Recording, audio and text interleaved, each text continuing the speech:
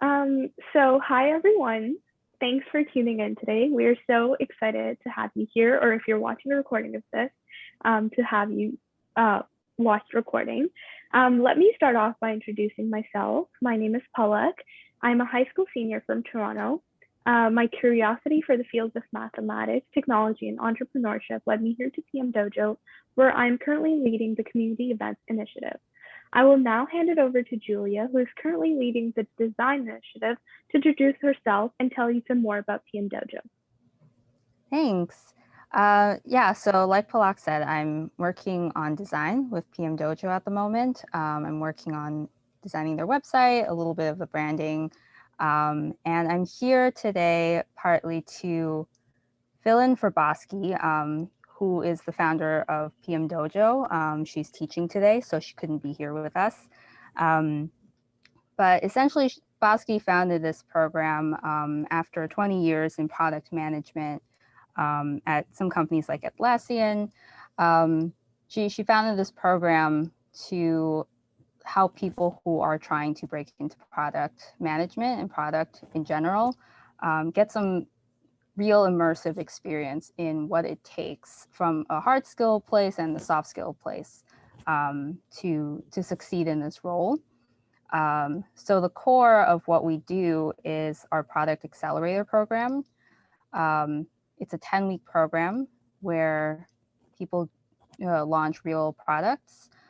We recently started a new track, the industry track, where we will match an apprentice with a company, and the apprentice will run a project for that company. So we definitely encourage you to visit our website, pmdojo.me, and learn more about that there. Thank you, Julia. And like Julia mentioned, inclusivity and diversity in tech matter a lot to us, which is all that our Untold Stories in Tech event series is about. We want to amplify the voices of people in technology, especially those who stem from underrepresented backgrounds or those who have never had the opportunity to feel heard. Every week, we invite one speaker to share their ups and downs with all of you. This week, we have invited Akua Nyame-Mensah, a self-employed executive and leadership coach. As a former startup executive, she launched an online platform for the African-based technology unicorn, Jumia Group. Akua loves supporting leaders who are juggling multiple responsibilities and teaches them how to clarify where they should focus their time and energy each day. For our event, Akua will be giving us her insight on building resilience and self-leadership. So before we dive into the actual event, we could go over some basic housekeeping rules.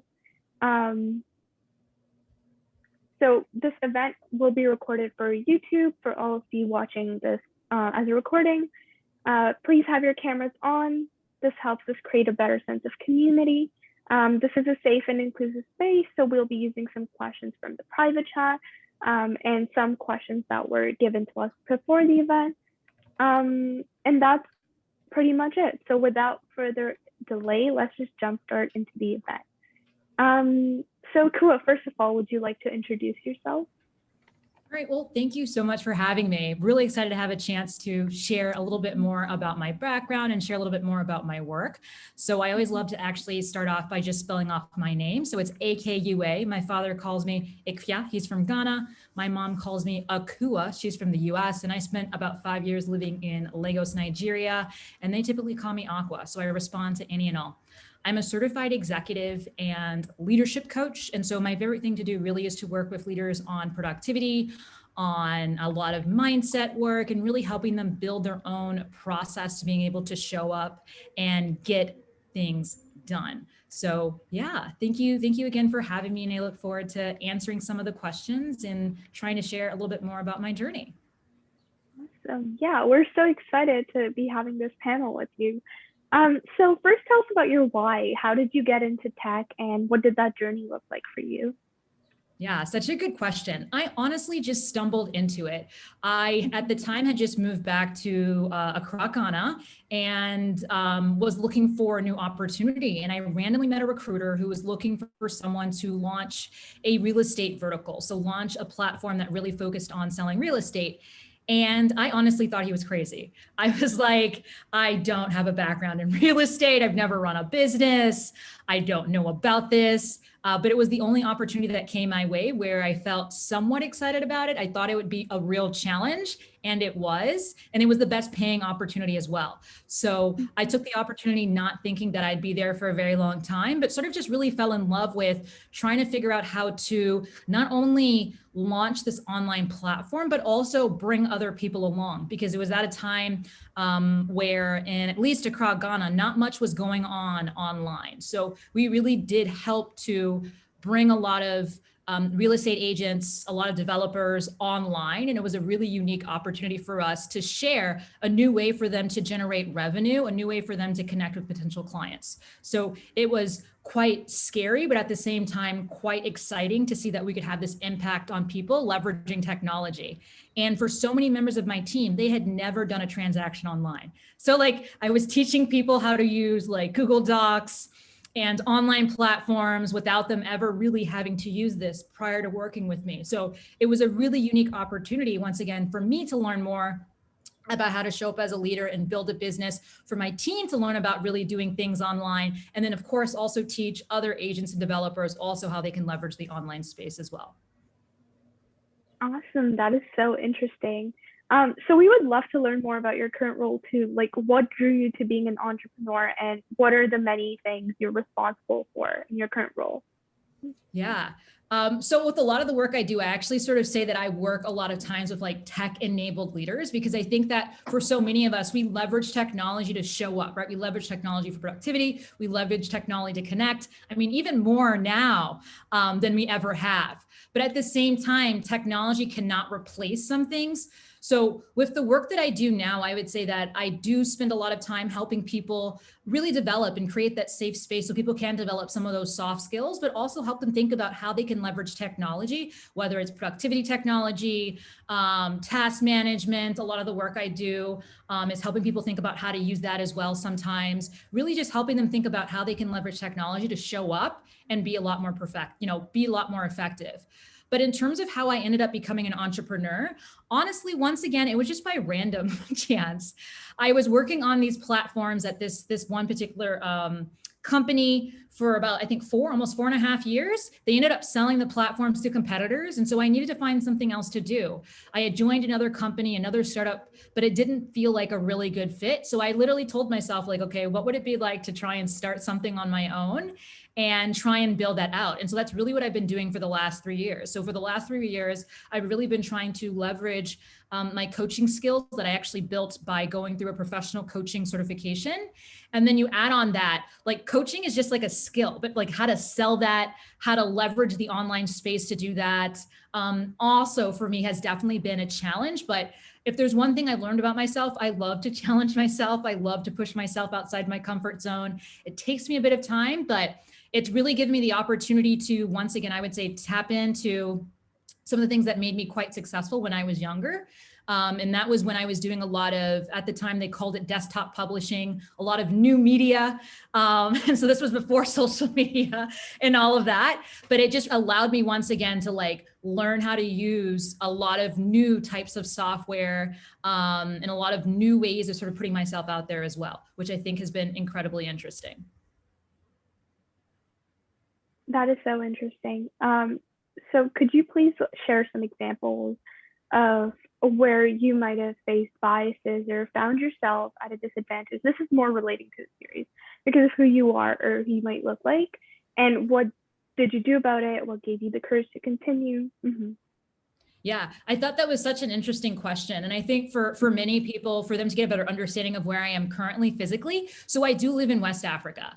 And it's been really interesting because I have actually spent the majority of my life on the African continent. I grew up in a country called Cote d'Ivoire, or Ivory Coast, and then finished high school in North Africa, actually in Tunisia. So for me, I've spent the majority of my life really on the continent. But it was really interesting when I came back to West Africa, actually, after finishing college, because I very much, it didn't feel like I was necessarily coming back, but like that I kind of just went for school and that like I was just going back to where I already was. But moving back to Ghana was a really interesting, I don't know the right way to put it, but if anything, it was incredibly interesting because I think that because of my accent, there were definitely some preconceived notions that people had of how I would show up, what I was capable of, and even why I was here. I would always get the question of like, why are you back? If you can be in the US, like, why wouldn't you just stay in the US? Which I think is quite interesting. And those of you who are probably tuning in from the US, that may not be something that resonates, but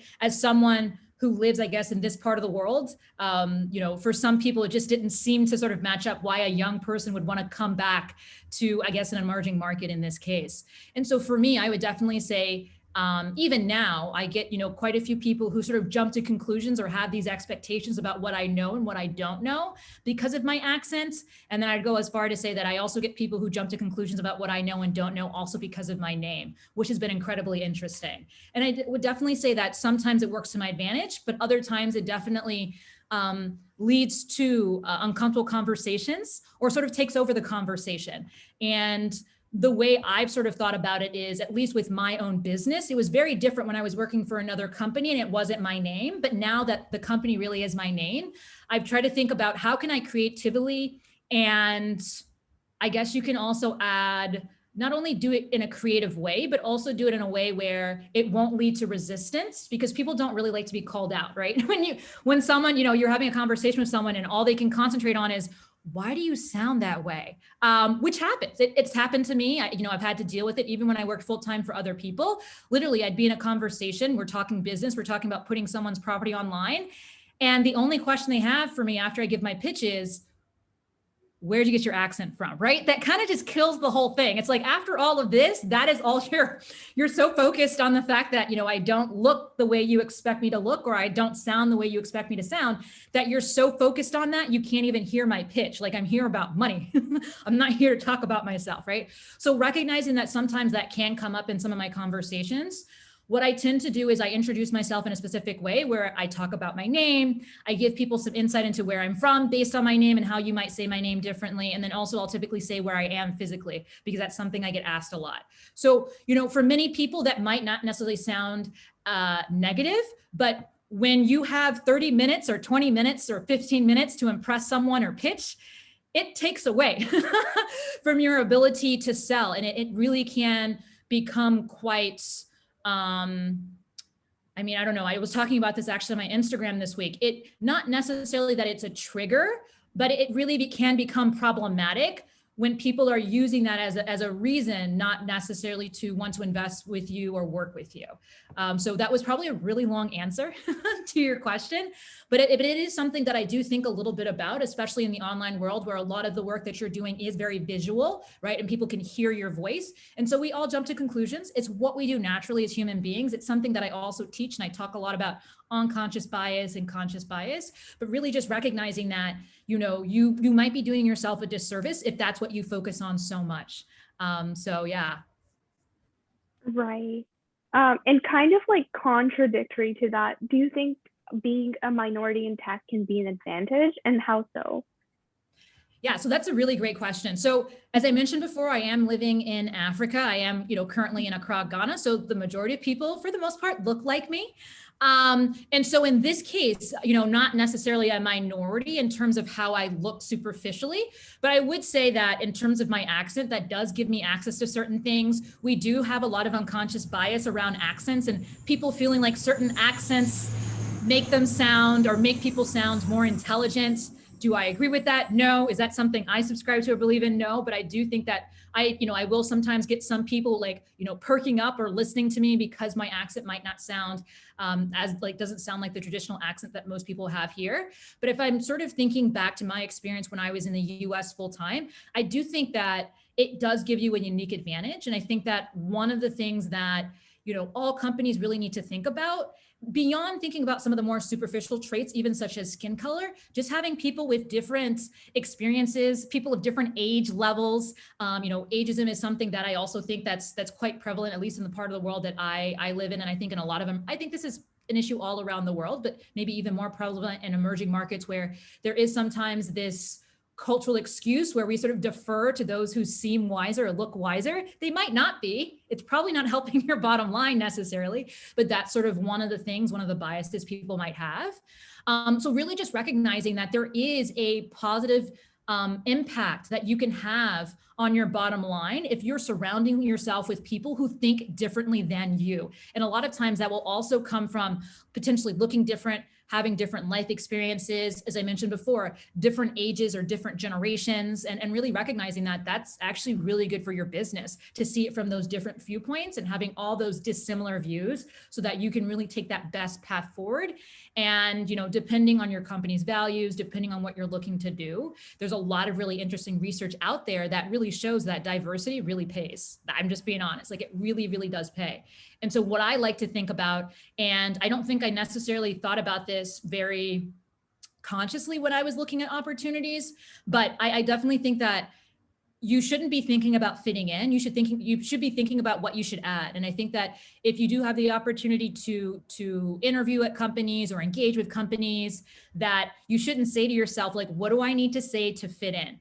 And, one of the saddest things I actually heard the other day, and I was doing interviews for a friend of mine who runs a consulting company, was this particular individual was telling me that he had to give his like European name or more Christian name and not use his like Nigerian name, simply because the person who was interviewing him couldn't say his name. From my perspective, I think that's incredibly disrespectful. You shouldn't have to change your name to make someone else feel better or feel comfortable. Like I said, I'm comfortable with people saying my name differently. That's something I've chosen. I'm okay with that. You might not be. So, tell people how you want your name to be said, allow them to mispronounce it, and then you correct them. And if you have to do it a million times, do it a million times, but don't just change your name because you think it's going to allow you to get access to an opportunity. Don't change your name because, it's going to make this person feel comfortable for 2 seconds. I think it's really hard to be yourself. I mean, I think it's really hard to do a good job when you don't feel like you can be yourself. And for so many people, their name is a huge part of their identity. So if you have to change it, I think it's really hard to stick out, at some place. Personally, like I said, and this might sort of come from a bit of privilege, like I personally wouldn't want to work for a company where they tell me my name, means that, I'm not as smart, or they, or that my name, like, because of it, like I shouldn't have access to X, Y, and Z. So I feel like I've kind of gotten a little further away from the question you were asking, but, really at the end of the day, it's really just thinking about like, what can I add as opposed to how can I fit in? And I think that that's a lot more of a sustainable and productive way to think about, engaging with individuals, and also thinking about what you want to do in your career and your professional life as well. Yeah, that is a great point. And I think we can see that evidence too of getting diverse viewpoints in many workplaces. So like, speaking of the industry, like as of the present day, what do you think are some of the biggest systemic barriers that exist in the tech industry? And are any of these becoming more prevalent over time? That's a really interesting question. And I mean, I'm of course going to take it a little bit more from the perspective of the continent that I do live on, which is, Africa, but really just recognizing that I do think you can see this in other parts of the world as well. I would say one of the most interesting things, at least in this part of the world, is really just recognizing like who has access to capital and who has really access to the resources to be able to build these types of communities. And I would say in terms of what I've seen for the most part on the continent, even where I used to work, they weren't necessarily people from the continent itself. And so I think that that also can lead to building products and lead to building platforms that actually do not represent and do not actually solve a problem that is going to be profitable. All right. So I hope that makes sense, but just really recognizing that sometimes there can be a disconnect between, you know, where your money's coming from, who's managing it, and then ultimately who's going to be consuming whatever product you're building, and making sure that you really understand all those players and stakeholders, and really recognizing that all of them might have different interests. But at the end of the day, any business needs to make money. And so if you want to make money, you need to make sure that the consumers, the actual stakeholders who will be using your product, really want your product, really want your platform, and are excited to invest in that product or platform. And so I've seen, you know, a lot of platforms, a lot of really interesting products and ideas come out, but because they haven't necessarily gotten the buy-in from the consumer, or maybe they haven't been able to attract that investor who typically is not from the continent, because maybe they don't understand it, or maybe they're not willing to invest in the group because they don't look a certain way or they don't check certain boxes, it leads to that particular business or product or platform not, you know, being able to succeed. So I think there's some really interesting things there of just really recognizing like where who's the money going to, who has it. And I think that once again, it's human nature to invest in people who look like you and who sound like you, right? As human beings, we have evolved, right? We've designed, or whatever you want to call it, to really trust those who sound more like us and who look more like us. And so that means when you're looking at where resources go, where investment goes, right, it tends to go to people who look just like the investors. And so I think that when we're thinking about that money trail, when we're thinking about those resources, we do need to think a little bit more critically about what is it really we're investing in, and then ultimately, like, what is the outcome of that, right? And so the outcome of that might be a lot more businesses, even on the continent, being run by people who look just like the investors who also aren't on the continent. So yeah, I hope that makes sense. But I think that that first step is really just recognizing that money and where it goes tends to like really reflect where it's coming from and who it's coming from. And that's not always in the best interest, once again, of those products and those platforms, because, right, as we mentioned before, there are so many amazing things that come from having diversity and really taking into consideration a lot of different viewpoints and a lot of different ideas. So that's one end, sort of just really thinking about it from the point of view of, yeah, just really thinking about it from the point of view of like, where's the money coming from and what does that look like in terms of the money sort of being used across the world. The second thing I definitely think is interesting in the tech space, and I sort of describe where I was as more of the tech-enabled space than really tech space.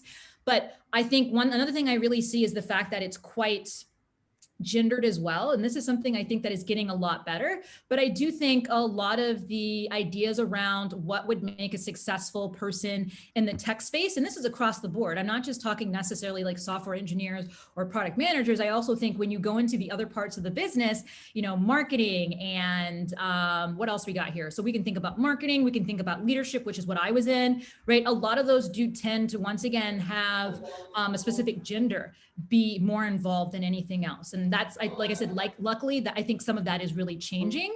But at the end of the day, just really recognizing once again that a lot of these consumers, a lot of the people who are using these products and platforms are not just from one gender. And so it's really important that you're making sure that on your teams, you're incorporating different genders, because that's going to have an impact on how your product's going to be designed, on how, you know, people are going to decide like what to put in, and really getting all those viewpoints once again can build a better product. Because at the end of the day, right, we like, let's be honest, we want to make money. And so 50% of the world is female, and you want to make sure that if your product is geared towards the majority of the world, that viewpoint is also taken into consideration, because in many countries, actually, it's women who are making those, you know, decisions about what's actually being purchased. So that's probably the second thing that really comes to mind when I'm thinking about, you know, some of the things that come up, I think, in the tech space that I've seen, and that, yeah, that I think I've seen firsthand. And I think that once again, you see in other parts of the world as well.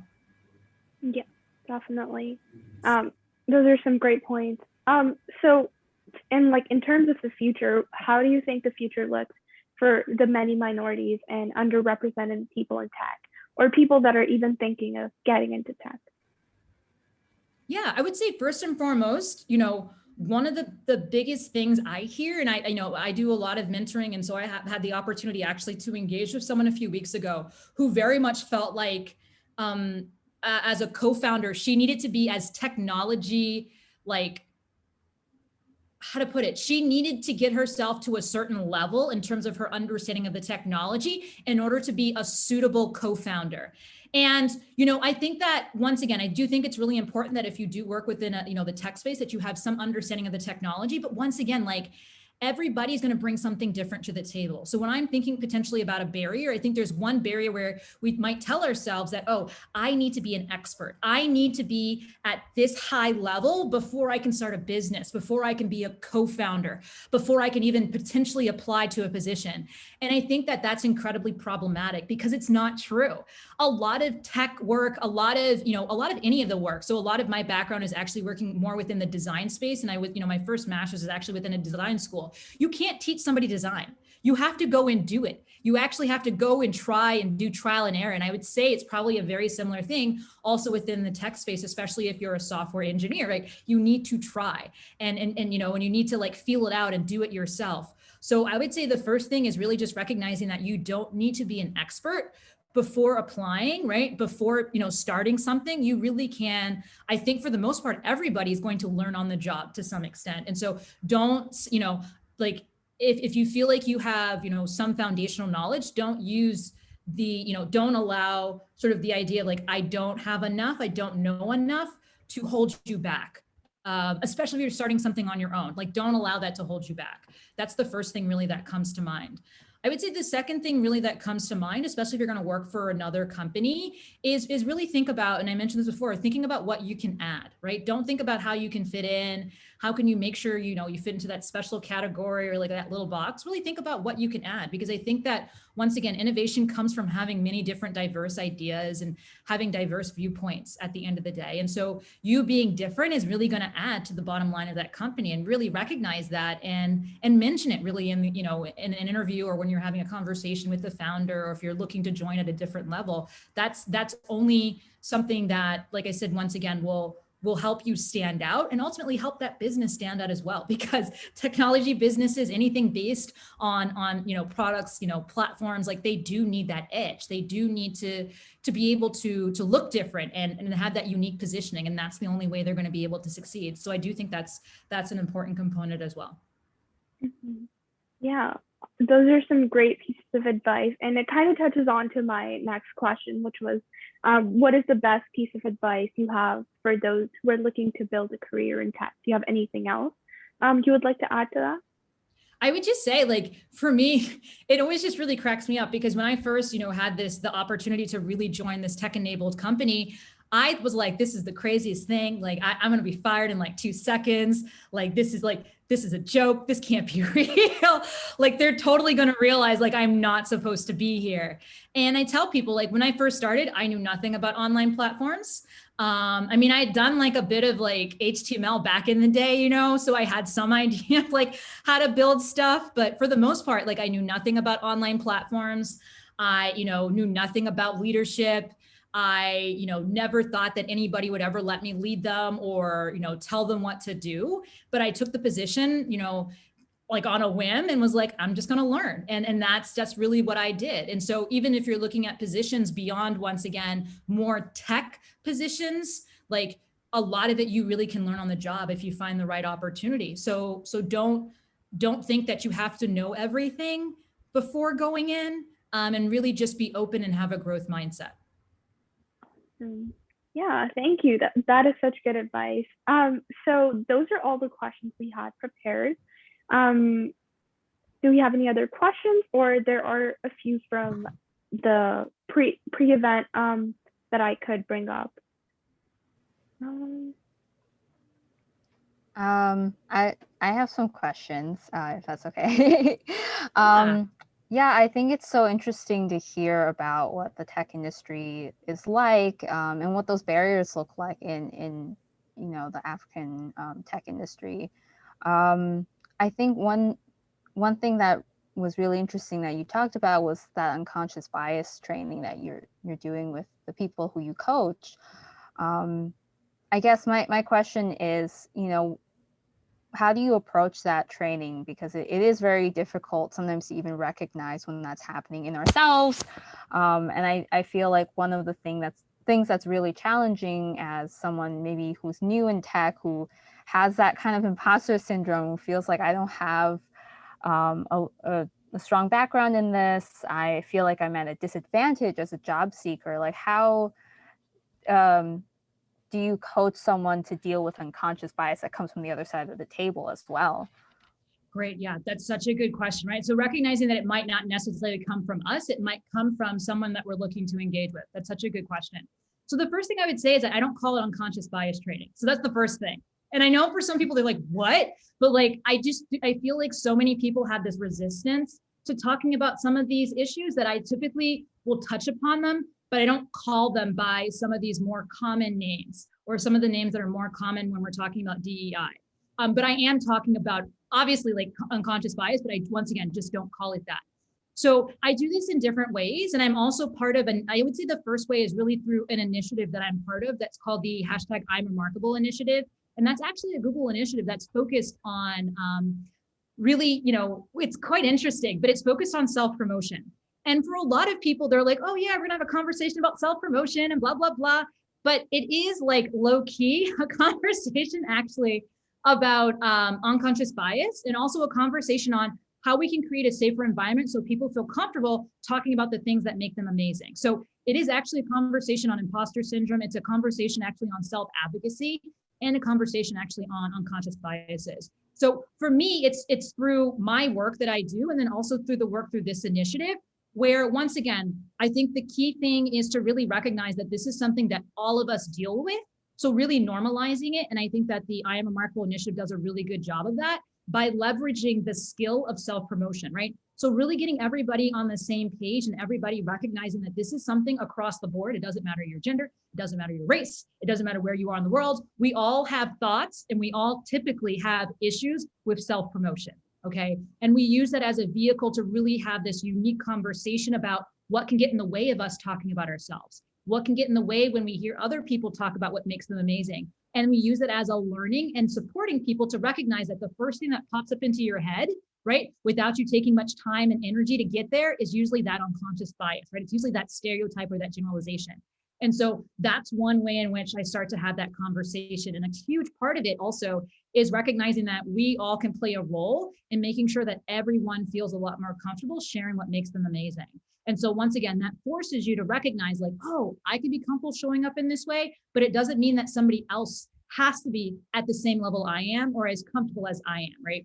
So that's I think one really unique way that I try and do it through my work with the #I'mRemarkable initiative.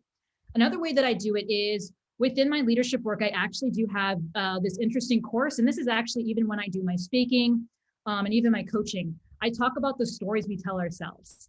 And I talk about, some of the assumptions that we make, some of the limiting beliefs that we might have. And that's also another way to start to engage with some of these unconscious biases, right? And just, we're not going to catch all of it. And once again, we do this because as human beings, we've evolved to have some of those reactions, right? Because it keeps us safe. It's easier for our brain, so we're not constantly computing, but it can really get in our way. But as you start to once again engage with some of these stories that we tell ourselves, recognize that the first thing that pops into our head might not be the most constructive thing to say.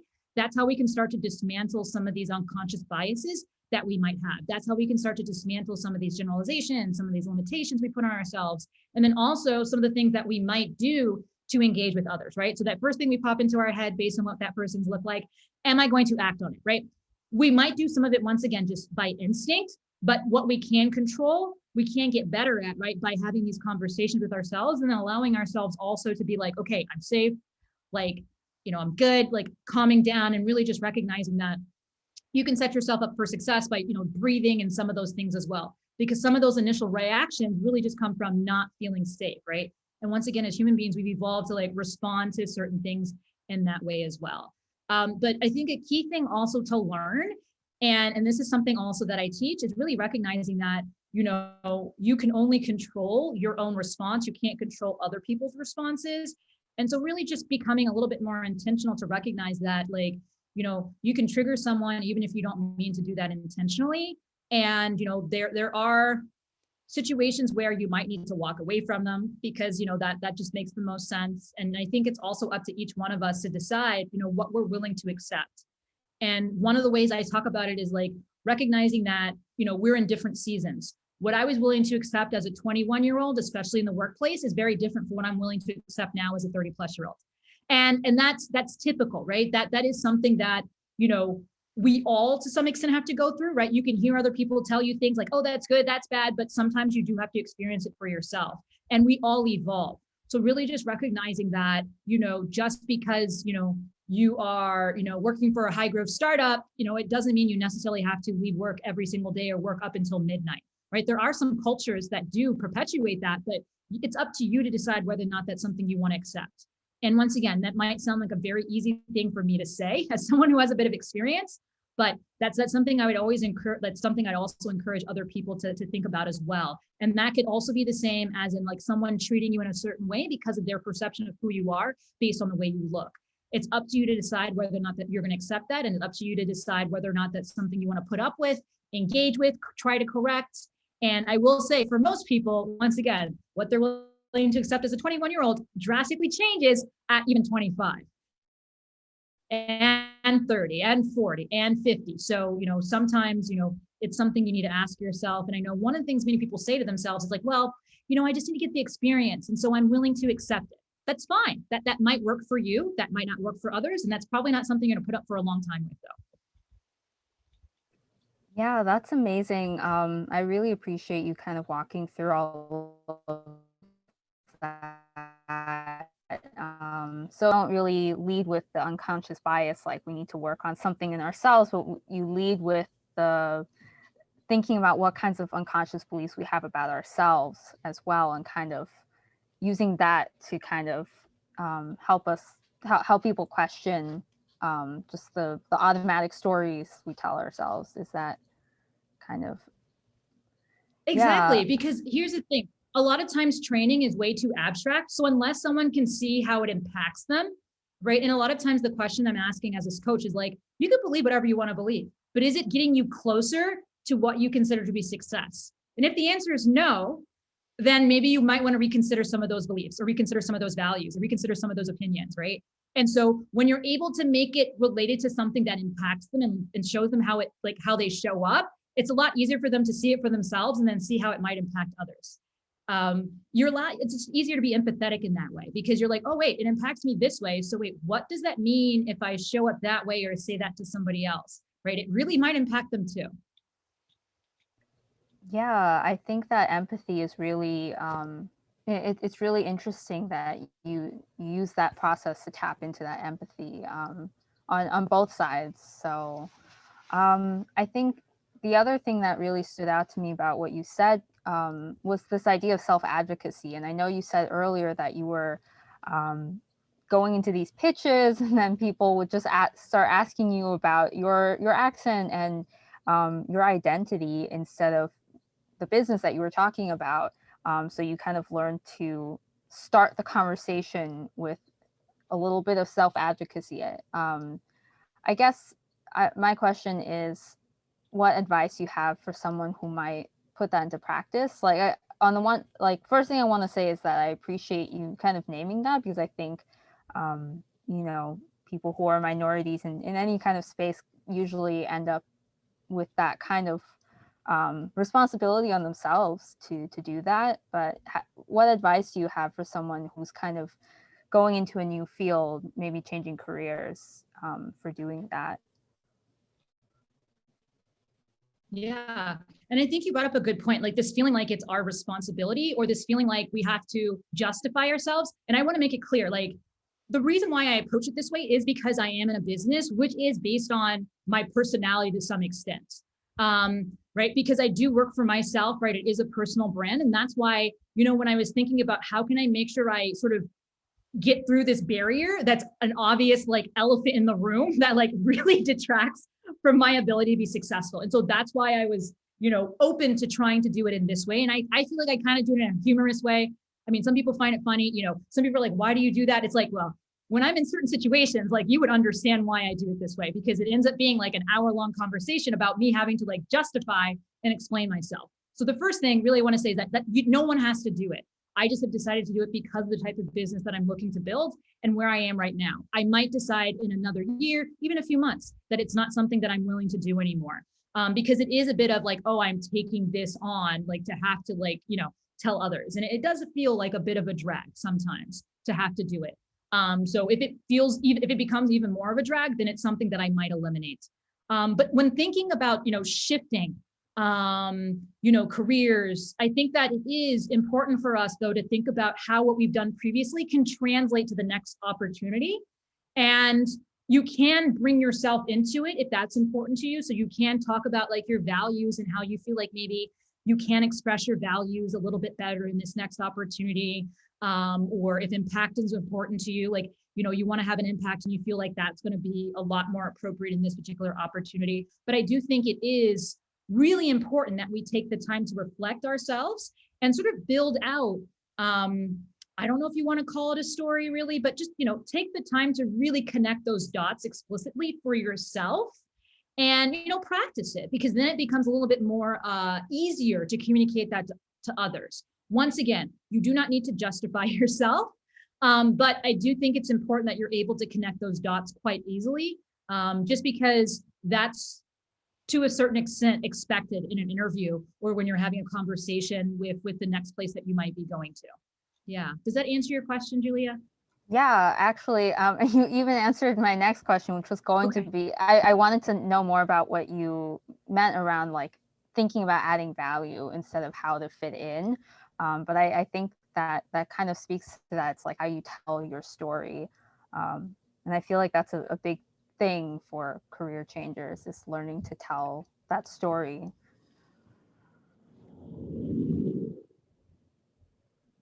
Awesome. I think I have a similar question with me from the audience from before. So this is kind of like transitioning careers. How can someone go about starting a startup? And like, what are the requirements to do so? How did you go about the process? Mm-hmm. Yeah, I think that's such a good question. I think there's so many different ways that you can start something, but I think at the end of the day, you want to make sure that you're solving a problem. And for me, I will say that, starting my business was very much more of a lifestyle problem than anything else, right? I wanted an opportunity to impact leaders, to work with leaders, so they didn't feel alone, because I very much felt alone when I first started. So it was sort of like this something that I had sort of accomplished or overcome, and I wanted to sort of share it with others. And so what was the easiest way I could do that, where I could generate income and live at a certain level or have a certain lifestyle, which isn't always the best way to necessarily start a business, but that's sort of the approach that I took. And I think a lot of service-based entrepreneurs maybe sort of go that route. But typically, right, you want to make sure that you're solving a problem. And I think that some of the most unique opportunities have really come from people who have solved a problem and maybe even built a community around it before trying to launch a specific product or try to monetize. But once again, like I said, there's so many different ways to do it. For me, it was just that I very much wanted to support leaders. And so I do a ton of market research. I have tons and tons of conversations with leaders. I do a ton of stuff on LinkedIn. I do similar stuff also on Instagram. People might not know it, but it's market research, where I'm asking questions, I'm looking at comments, I get emails, I get DMs, and I use all of that as data and intelligence to help me decide the types of services I want to put out and help me decide the types of workshops and speaking engagements and things like that I put out. So I think once again, it starts really with solving a problem. And then of course you can be a little bit more unique around how you think about doing that. So for me, it's a lot of market research where I'm being a little sneaky and having conversations and looking at DMs and, using polls. For others, like I said, it might be a community that they're able to build around them because they're talking about the fact that they've solved this issue or they've solved this problem or they see this injustice. So yeah, it can look very different in different ways, but it really needs to solve a problem. And I think a key part also is that you need to be able to generate income from it.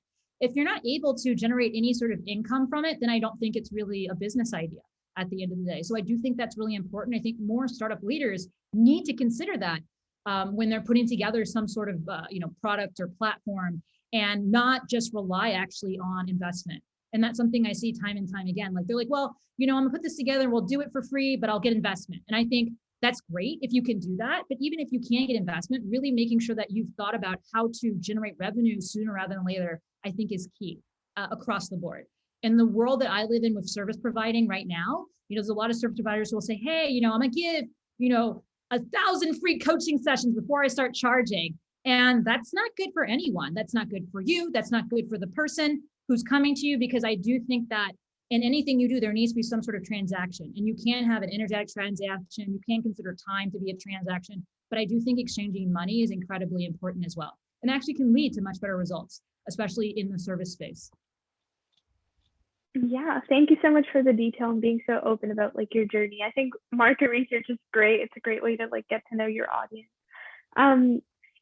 Specifically about this next question, it's more about product management. So what tips do you have for product managers in tech to provide better allyship and inclusion in the workspace?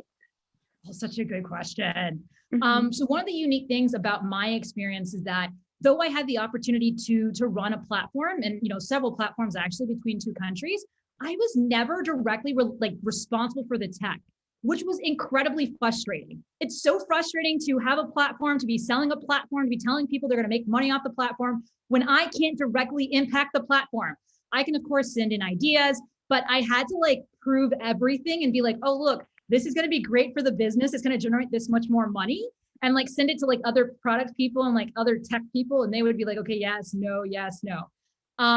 So I guess when we're thinking about, once again, diversity and inclusion, just really recognizing like, and looking at a business and really seeing like how do the leaders in the business have an impact on the ultimate product? And like, how can you make sure that you have checks and balances at the end of the day to make sure the product really reflects, once again, what the market, right, what the consumers want. And as I mentioned before, when we were first talking about like thinking about what are some of the issues that I see, especially on the continent, like when you have investors and you have managers, or you have investors and you have leadership that don't really understand the market, but are driving the product decisions, you're not going to end up with a product that's really going to be reflective, once again, and it's not going to be able to generate the income that you want because it's not reflective of the real problem, and it's not really solving this. Like it might not have this, it might be a solution, but it might not really be solving the problem in a way that resonates with the market. So that's, once again, just a long way of saying it's really important that, especially in the product space, they are making sure that they really do have their ears to the ground and really make sure that, that they are, one, not allowing the super tech people or the software engineers to completely direct what the product looks like, because for them, they'll just want all the bells and whistles. Like they just want it to be really cool and like build this crazy cool thing, right? So that's on one end, right? Making sure that it's not just about tech and that they really are making sure that they're solving a problem. They're doing it in a way that really resonates with the market. And then on the flip side, the leaders who are a little bit more responsible for like monetizing it and like thinking about revenue, like it's actually going to be able to help generate that revenue, and it's really going to be able to sustain the business at the end of the day. So just making sure that wherever their intelligence is, wherever they're getting their data from, whoever's driving the process at the end of the day in terms of the product, that it's not too driven by the tech, that it's not too driven by revenue, and that their ears are really to the ground and they're really taking into consideration, like, if they're doing user testing, if they are like, making sure the consumers are really using it and those sorts of things.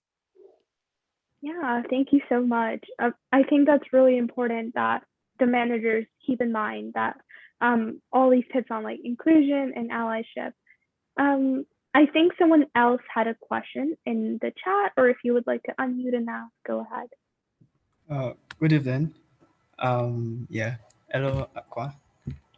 So my question is basically, I want to ask, how does someone stay motivated? How do you stay motivated, especially when starting off your own business? More like, especially when you don't have you've not worked in a corporate setting. How do you learn the corporate discipline, basically? That's such a good question. I might not be the best person to ask that to, because I've never worked within a real corporate setting. The most corporate I've done is working within a large startup, Jumia, but I guess you could consider that to be quite bureaucratic. But if I'm thinking about it from more of the coaching perspective, so not putting my own perspective in it, from the more coaching perspective, when we talk about motivation, it typically needs to be connected to our why. Okay. And so in anything that you're doing, really just reminding yourself or trying to remember why you are here. Yeah. And really just recognizing that there's a lot that you could potentially learn even within a corporate setting. And so I really would recommend write down, reflect on, why is it that I was excited about this opportunity? What, doing this opportunity, what will I be able to achieve moving forward? How is this a good foundation for me? And I think keeping those things in mind, and honestly, I'm a Post-it person. So putting on a Post-it, making sure it's somewhere that you can turn to if you ever feel off, I think can be incredibly motivating and helpful. Another thing also to keep in mind, I think along with remembering your why, is trying to once again make sure that you're not just trying to fit in, that you're trying to add. So think really, really hard and deeply about what is it that I can add to this opportunity that I have, right? Because it's great to actually work within a more corporate setting. You get salaries like consistently, right? You know when you're going home, hopefully for the most part. So there's tons of benefits. And so use it to your advantage. What can you add, right? And think to yourself, like, you know, if you did have the opportunity to work for yourself previously, or even within other opportunities, what did you do to motivate yourself? So I always love to tell my clients to think about how to incorporate play, how to incorporate pleasure. So like I mentioned before, I'm very much a Post-its person. So I love using Post-its for stuff. I move Post-its around. I love colored pens. So putting things in colored pens like gets me excited about life. It can really be that simple. Making it more of a game to think about how you're getting work done can also be interesting for you. You know, incorporating breaks where you're doing something that's fun. So I really think there's a ton of things that you can think about, but I think it first starts with like, how can you make sure that you're remembering why you're doing this and reminding yourself of the why? And then secondly, like make it fun for you, right? So like I mentioned to you, some of the things I find fun, what do you find fun, right? What's fun for you? And then making sure you're getting those breaks as well. I think that's a key thing. Like you don't have to earn your rest. You don't have to take a break before like, you know, breaks don't have to be like 10 weeks long or even 4 weeks long or even one day off. You can take a break one day, you know, a week, you know, just leaving work 1 hour earlier, right? And just making sure that you're doing something fun that really does light you up and sort of rejuvenates you. Sorry, a follow-up question. You said something about you don't have to earn your rest. Yeah, you don't but have to then, earn your rest. cool.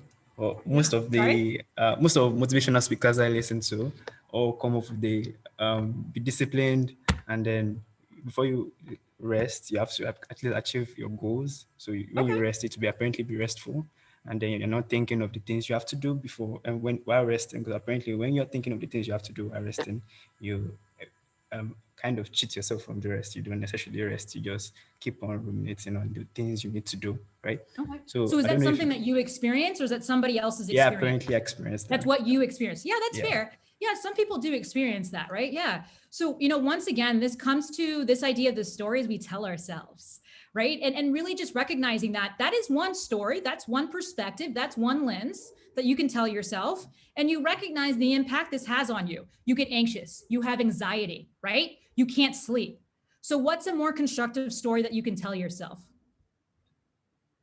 I'm just curious. I mean, do you have any thoughts? Like, what's a more constructive story you can tell yourself? Okay, I'm to respond. Yeah. Wow. Well, tomorrow there's always there's always tomorrow. Okay, cool. Yeah, that can really be a good starting point, right? Recognizing another one could be me sleeping now will allow me to wake up and be refreshed so I can finish this even faster. If I eat now, I will have the energy to be able to continue to work on this, right? If I work out now, my brain will be in a better position to tackle this challenge. If I sleep on this, I probably will have the answer when I wake up, right? So I think that there are, once again, so many more constructive ways that we can approach some of these things. And once again, I never want to impose my own beliefs or perspectives on others. But the question we always have to ask ourselves is that lens, is that perspective, is that story, is that opinion really serving us? And a lot of us, I think, have very unconstructive like perspectives on productivity and really recognizing once again, right? Like that mentality of like hustle might work in some situations, but in others, it's not incredibly helpful. And I don't think necessarily in the corporate space or even as an entrepreneur, that hustle is not necessarily as constructive because you're creating like your own schedule and your own time, right? And so you have to show up for yourself and be an adult and make money. And if you have a family and be a family person and you have all these additional roles and levels to yourself. So hustling might work to some extent when you're in college and like your room is already paid for, you're just going to class, like, and you just work, right? It looks really different when you have bills to pay and you need to be healthy because you have to feed this person and that person. So once again, recognizing also that we evolve as well. So, right, another story we can tell ourselves is what worked for me yesterday might not work for me today, right? And my approach to productivity might look different today than it does look next week. And that's okay. Thank you. Yeah. Awesome. Thank you so much. We are running short on time. So Akua, would you like to drop your LinkedIn or any of your socials? I can even link it to the recording if anybody wants to reach out to you later. Yeah, so yeah, you're more than welcome to hang out with me. I spend most of my time on LinkedIn. I have been trying to get a little bit more on Instagram as well, but I will say it's a little scary, but I've been trying. So I'll make sure I share those with you so you can put it in the comments or in the document, whatever. I'm not sure what you call it. But if you're looking for me, just Google my name, and I think my LinkedIn and my Instagram should probably pop up. So just type in AKUA and probably just NM, and you'll probably be able to find me. Awesome. And where can people go to access your coaching services if they would like to? So if you Google me, like I'm pretty sure my website will also pop up. So it's just my first name and then nm.com. And that will pop up with my speaking and my coaching services as well. Awesome. Sounds good. Yeah, so that does bring us to the end of the event. Thank you so much, Akua. We love all of your answers. We love learning about your stories and all the advice you had for us. This recording will be uploaded on YouTube, so feel free to share this. And on PMDojo's behalf, this is all from us. Our spring accelerator program will be closing on Monday, and we do have 2 spots remaining. So if you're watching this recording, feel free to check that out and sign up. And that's pretty much it. If there are no further questions or comments, I think we are good to close. All right. Well, thank you all so very much. Yeah, this was a lot of fun. Awesome. Thank you. Bye, everyone. Have a great day. Thank you. Bye-bye.